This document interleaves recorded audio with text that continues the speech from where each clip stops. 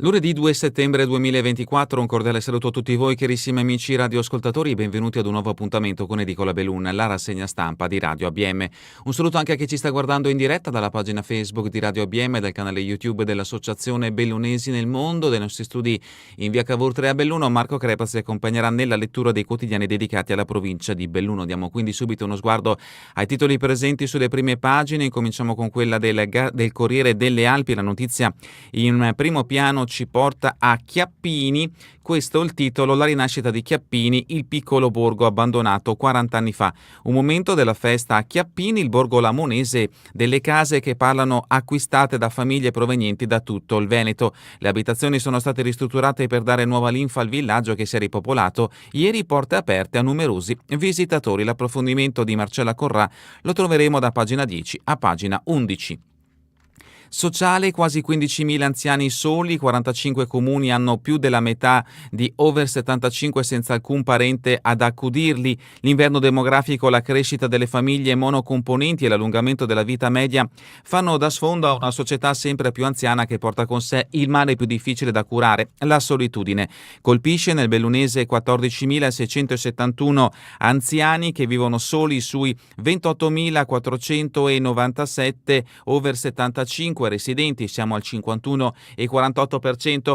Questa è la fotografia scattata dallo SPI-CGIL Veneto sui dati Istat. A livello provinciale le percentuali più alte di anziani soli vivono nelle cosiddette terre alte e nel basso Feltrino. L'approfondimento di Paola Dallanese da pagina 16 a pagina 17. Sulle montagne italiane in 8 mesi soccorse 2.692 persone incolumi. L'analisi del delegato nazionale del soccorso alpino Fabio Rufus Bristot, un dovere aiutare chi è in difficoltà. L'approfondimento di Dalmassa, pagina 15. Belluno, la primavera si apre a metà, precipita paracadutista. L'uomo, un 62enne di Segusino, è atterrato in un campo vicino alla pista d'atterraggio, se l'è cavata con qualche contusione. L'approfondimento a pagina 19. E ancora la cerimonia, il saluto di Feltre ai canossiani che se ne vanno dopo un secolo. Il caloroso saluto della città di Feltre ha accompagnato ieri l'ultima apparizione dei padri canossiani che se ne vanno dopo un secolo. L'approfondimento lo troveremo a pagina 21.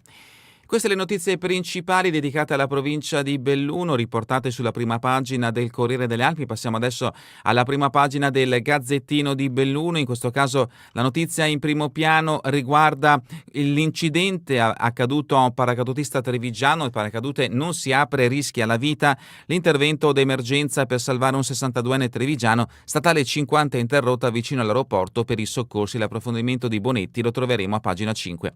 Comelico, Santo Stefano, appello della Cisla a una settimana dal via. Galleria Comelico, tempi certi, farà una settimana il via al lunghissimo cantiere. Conto alla rovescia. L'approfondimento dei Toscani a pagina 8. Lutto a Cortina, Longo, amico e persona lungimirante. L'improvvisa scomparsa di Fabrizio Longo, direttore di Audi Italia, ha colpito Cortina. Stefano Longo, presidente di Fondazione Cortina, ha perso la vita un amico anche di Cortina, Oltre che dello sci, appassionato di montagna, la lungimiranza e l'impegno con cui Fabrizio e Audi Italia si sono spesi per Fisi e Fondazione Cortina sono più che un rapporto di partnership, sono la testimonianza di quanto Fabrizio credesse in questo movimento sportivo.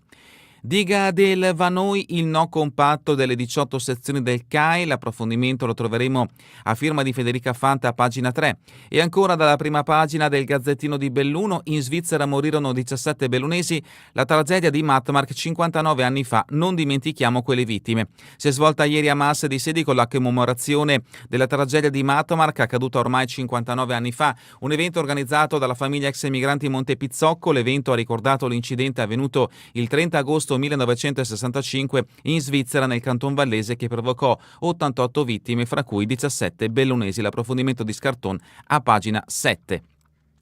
Sport, Dolomiti, ottima la prima, Treviso eliminato, la sfida di Coppa fra le favorite della D decisa dai rigori. E ancora corsa in montagna, Transpelmo, 2 bellunesi sul podio, oltre 1000 concorrenti e 200 volontari. L'approfondimento di Cavalletta a pagina 15. Altri richiami dallo sport che troverete sulla prima pagina del Gazzettino di Belluno: Juventus, il trionfo all'Alpago Cup che si conferma un grande evento del calcio giovanile. Calcio, cede il Cavarzano, si risolleva il Borgo, giochi del tutto aperti e ancora biathlon. Lisa Vitozzi sa solo vincere anche nei campionati estivi. L'approfondimento di Tavosanis a pagina 15. E a pagina 2 la notizia che troviamo è la seguente: Gap Digitale, 1200 ore di lezioni di giovani volontari a 61 nonni alunni, il bilancio record per questa edizione del corso ideato da Scuola in Rete. Strade e esodo, 92.000 veicoli sull'Alemagna, il leggero calo le automobili, ma code sulle vie del rientro. Continuiamo con pagina 3, CAI, fronte unico contro la maxi diga, 18 sezioni dicono no. Il coordinamento provinciale del club con 13.000 soci si oppone al progetto, decisione del Consiglio nel Consiglio a Longarone dopo aver sentito geologi e altri esperti. L'opera andrebbe a distruggere una valle non ancora antropizzata, unica per aspetti ambientali, comporterebbe anche stravolgimento del clima locale con nuove strade e gallerie in una rete già molto fragile. La petizione, la contrarietà bellunese ignorata, non metterete Trentino contro il Veneto, prosegue la petizione del Comitato per la difesa del torrente, già 5.000 firme. L'approfondimento in merito alla diga del Vanui vi aspetta a pagina 3 del Gazzettino di Belluno. E adesso invece la notizia che ha aperto questa edizione del Gazzettino, siamo a pagina 5, ritarda l'apertura, paracadutista miracolato, paura ieri in città intorno alle 11.40 sulla statale 50 per il volo di un allievo, al nono lancio ha rischiato la vita, dopo l'errore umano provvidenziale il secondo paracadute, per l'emergenza anche un breve blocco del traffico sulla statale. Il presidente Varago è andato nel panico, ma a 1200 metri si è attivato il sistema automatico di emergenza. Il successo in 1500 per Concato è il gran finale, parliamo dell'edizione 2024 del Dolomiti Arena Slow Mountain Music Festival.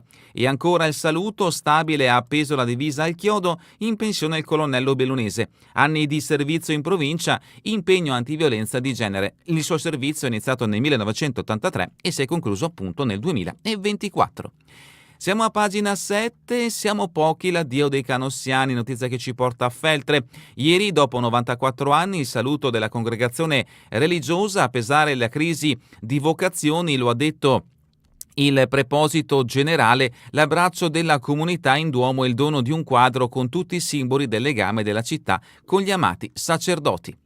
Agordo, il polo 06 da oggi in realtà e apre la scuola d'infanzia con il record iscritti, 40. Anche la minoranza Agordo Insieme aveva detto sì, struttura fondamentale per la comunità. E adesso passiamo in Comelico, galleria, tempi certi per il cantiere, la CISL chiede un monitoraggio dell'avanzamento dei lavori, Orru preoccupati per l'impatto sui cittadini e sulle imprese, l'USL intanto potenzia il servizio sanitario di urgenza con la guardia medica dalle 22 alle 8 e nei giorni festivi.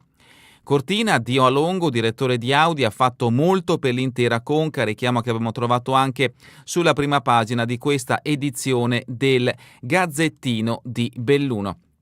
Queste le notizie principali che troverete nell'edizione di oggi del Gazzettino di Belluno. Passiamo adesso invece all'edizione del Corriere delle Alpi, andiamo al suo interno con le notizie riferite alla provincia di Belluno. La prima la troviamo a pagina 15, già 2.692 interventi per escursionisti illesi, un dovere soccorrerli. Rufus Bristot del Soccorso Alpino, in Italia soccorsi in discesa, solo in Veneto aumentano e chiede più rispetto. Chi chiede aiuto è comunque una persona in pericolo. In 8 mesi registrate 7.396 uscite, 9 volte su 10 chi viene aiutato non è un socio del CAI.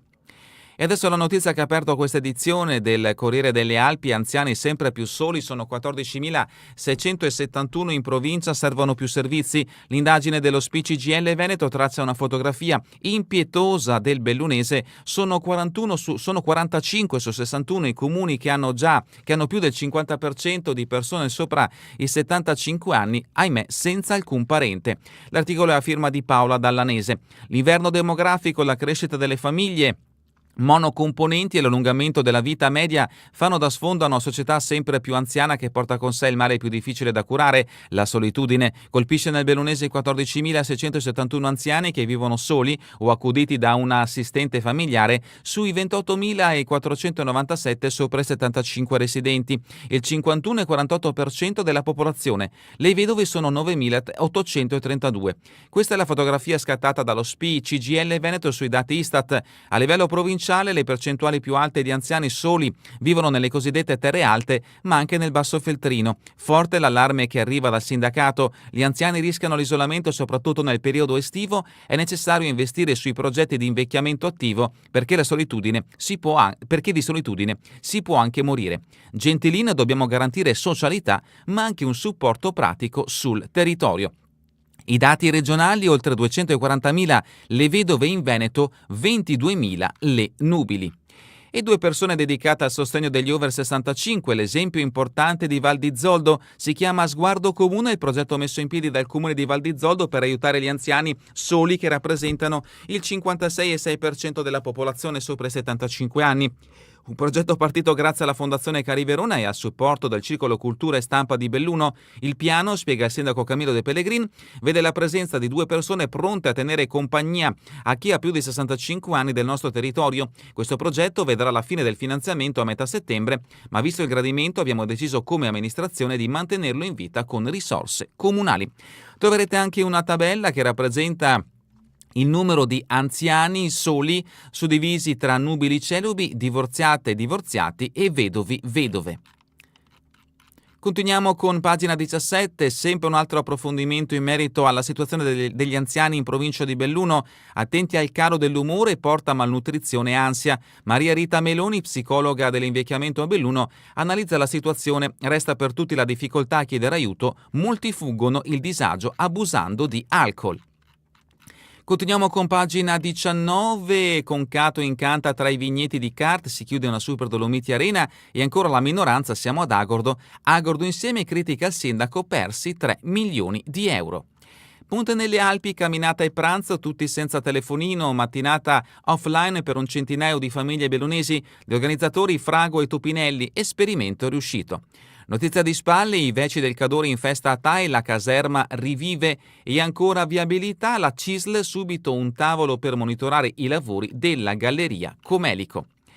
Continuiamo con le notizie riferite alla provincia di Belluno, siamo a pagina 21, brevi notizie dal Feltrino. Feltre, 2 notizie, domani e mercoledì lavori sulla rete idrica tra Foene e Boscarizz. Ricoverato a Belluno, incidente con le bike, resta grave il 64enne. Resta ricoverato in gravi condizioni il ciclista feltrino FZ, queste le sue iniziali, 64 anni, che sabato è stato protagonista di un incidente mentre con una e-bike stava pedalando a monte dell'abitato di Cortina. La MON, viabilità modificata per cantiere dell'Enel in questi giorni fino a venerdì 6 settembre. E passiamo adesso alle notizie dedicate allo sport. Calcio, Coppa Italia, Serie D, il Treviso spaventa al pronti via, ma ai rigori passa la Dolomiti. Come un anno fa, debutto con successo thrilling dal dischetto, domenica la prima di campionato probabilmente a Sedico. Intanto il risultato tra Treviso, Dolomiti e Bellunesi è il seguente, 2-3. Coppa Italia d'eccellenza, Vittorio, poker e primo posto, il Cavarzano deve arrendersi e ancora Coppa Veneto promozione, l'Alpago va piano nel grande caldo, Bettio risponde alla rete di Gasci. Calcio Coppa Italia di eccellenza, il Borgo Valbelluna eclissa il Careni e punta a passare. Continuiamo con il calcio, trofeo Regione Veneto prima categoria, il Fioribarpi ipoteca il passaggio del turno. E ancora il Ponte batte il Domigge ed è la prima a qualificarsi. E sempre da Coppa Dolomiti terza categoria, la Gordina ne fa 2 al Piave, Cortina KO con Lauronzo. Calcio esordienti, pagina 31 del Corriere delle Alpi, al Pago Cup la Juventus mette sotto il Venezia e conquista il trofeo. Terzo posto per la Fiorentina, la Dolomiti Bellunesi si prende il lusso di battere il Milan, ma poi esce contro il Como. Corsa in montagna, la Transampelmo da spettacolo, Filosi e Rusconi vincono l'edizione 2024 della Sky Run.